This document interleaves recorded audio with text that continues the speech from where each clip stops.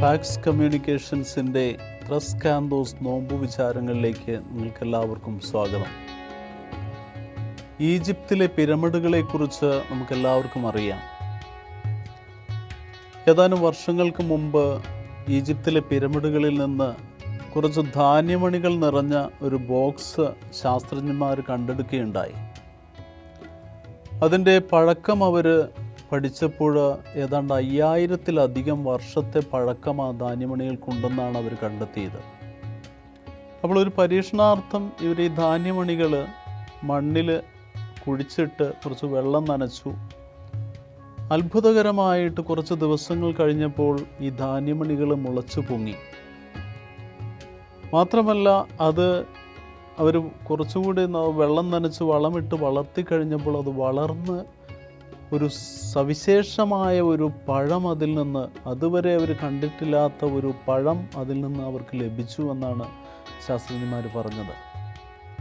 പ്രിയമുള്ളവരെ, ഞാൻ ഈ ഒരു സംഭവം പങ്കുവച്ചത് ഈശോ ഇന്നത്തെ സുവിശേഷ ഭാഗത്ത് നമ്മളുമായിട്ട് പങ്കുവയ്ക്കുന്ന വചനവുമായിട്ട് ഒന്ന് ചേർത്ത് വെച്ച് നമുക്ക് ചിന്തിക്കാനായിട്ടാണ്. ഈശോ ഇന്നത്തെ സുവിശേഷ ഭാഗത്തിൽ അരുളി ചെയ്യുന്നുണ്ട്, ഗോതമ്പ് മണി നിലത്ത് വീണ് അഴിയുന്നെങ്കിൽ അത് ഫലം പുറപ്പെടുവിക്കും, അഴിയുന്നില്ലെങ്കിലോ അത് അതേപടിയിരിക്കും.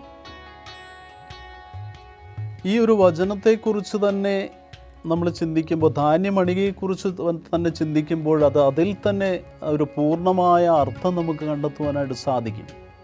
നമുക്കറിയാം, ഗോതമ്പ് മണി എടുത്തു വച്ചാൽ അത് അതുപോലെ തന്നെ ഇരിക്കും.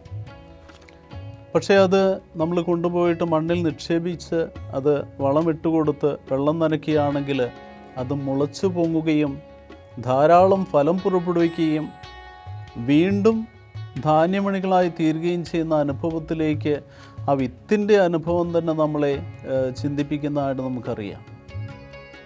തീർച്ചയായിട്ടും ഒരു ഗോതമ്പ് മണിക്ക് വളരെയധികം ഫലങ്ങൾ പുറപ്പെടുവിക്കാനും വളരെയധികം മനുഷ്യരുടെ വിശപ്പകറ്റാനുമൊക്കെ സാധിക്കുമെന്ന് ആ ഒരു ചിന്ത നമ്മളെ ആ ചിന്തയിലേക്ക് നമ്മളത് നയിക്കുകയാണ്. രണ്ടാമതായിട്ട് ഈശോ ഈ ഒരു വചനം അരുളി ചെയ്യുന്നതിൻ്റെ പശ്ചാത്തലം തൻ്റെ പീഡാനുഭവത്തിൻ്റെയും മരണത്തെയും കുറിച്ച് പറയുന്നതിന് വേണ്ടിയിട്ടാണ്. ഈശോ തൻ്റെ പീഡാനുഭവവും മരണവും പിതാവിൻ്റെ ഇഷ്ടമനുസരിച്ച് പൂർത്തീകരിക്കുമ്പോൾ അത് നൂറ്റാണ്ടുകളിലൂടെ എത്രയധികം ഹൃദയങ്ങളെയാണ് ദൈവസ്നേഹത്തിൻ്റെ അനുഭവങ്ങളിലേക്ക് നയിച്ചത് എന്ന് നമുക്കറിയാം. ഇന്നും ക്രിസ്തുവിൻ്റെ സ്നേഹത്തെ ഹൃദയത്തോട് നമ്മൾ ചേർത്ത് വയ്ക്കുന്നെങ്കിൽ തീർച്ചയായിട്ടും അവിടുന്ന് കുരിശിൽ ഏറ്റെടുത്ത ബലിയുടെ അഴുകലിൻ്റെ മരണത്തെ ചേർത്ത് വെച്ചതിൻ്റെ അനുഭവം നമ്മൾ തിരിച്ചറിയുമ്പോഴാണ് ക്രിസ്തുവിൻ്റെ സ്നേഹം ഇന്നും നമ്മളെ നയിച്ചുകൊണ്ടിരിക്കുന്നതിൻ്റെ മൂല്യം നമ്മൾ തിരിച്ചറിയുന്നത്. മൂന്നാമതായിട്ട് ഈശോ ഇത് അരുളി ചെയ്യുന്നത് തന്നെ ശ്രവിക്കുന്നവർക്ക് വേണ്ടി കൂടിയാണ്. സ്വയം ഇല്ലാതായി തീരുന്ന ഈശോ തന്നെ അനുഗമിക്കുന്നവരും ഇതുപോലെ തന്നെ സ്വയം അഴിയുവാൻ തയ്യാറാകണമെന്ന് അവിടുന്ന് പഠിപ്പിക്കുകയാണ്. തൻ്റെ ജീവനെ സ്നേഹിക്കുന്നവൻ അത് നഷ്ടപ്പെടുത്തും, അതേസമയം ഈ ലോകത്തിൽ തൻ്റെ ജീവനെ ദ്വേഷിക്കുന്നവൻ നിത്യജീവനിലേക്ക് അത് സ്വന്തമാക്കുമെന്ന് ഈശോ നമ്മെ ഓർമ്മിപ്പിക്കുകയാണ്. തീർച്ചയായിട്ടും ഈ നോമ്പുകാലത്ത് ഈ ചിന്തകൾ വളരെയധികം അർത്ഥവത്താണ്. അല്പമൊക്കെ നമ്മെ തന്നെ മറന്ന് വേദനിക്കുന്നവരിലേക്ക് ഇറങ്ങിച്ചെല്ലുവാൻ, അവർക്ക് വേണ്ടി ഇല്ലാതായി തീരുവാൻ നമ്മൾ ശ്രമിക്കുമ്പോഴാണ് നമ്മുടെ ജീവിതം ഫലം പുറപ്പെടുവിക്കുന്ന ജീവിതമായിട്ട് മാറുന്നത്. ഈശോ അരുളി ചെയ്യുന്ന ആ വചനം നമ്മിൽ പൂർത്തീകരിക്കുന്നതിന് കൃപയ്ക്കായിട്ട് ഈ നോമ്പുകാലത്ത് നമുക്ക് പരിശ്രമിക്കാം.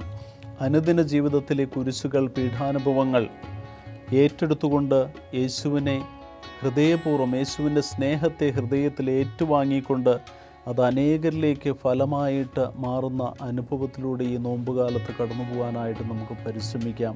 അതിനായിട്ട് നമുക്ക് പ്രാർത്ഥിക്കുകയും ചെയ്യാം.